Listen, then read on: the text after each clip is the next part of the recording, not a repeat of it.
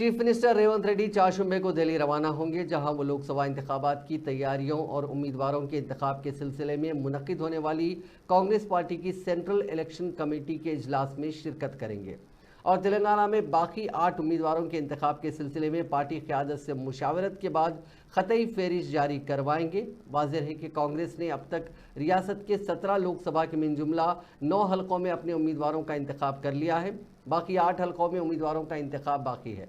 इस सिलसिले में रेवंत रेड्डी ने पहले ही हाईकमान को उम्मीदवारों की क़तई फहरिस्त रवाना की थी। चारशंबे के इजलास में इस फहरिस्त पर सेंट्रल इलेक्शन कमेटी गौर व खौज करने के बाद नामों का ऐलान करेगी।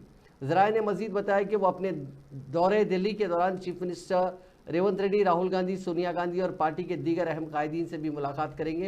अप्रैल के पहले हफ्ते में हैदराबाद के मज़ाफ़ाती इलाके तुक्कुगुड़ा में कांग्रेस की जानिब से मुनक्किद किए जाने वाले भारी जलसे आम में शिरकत की दावत देंगे।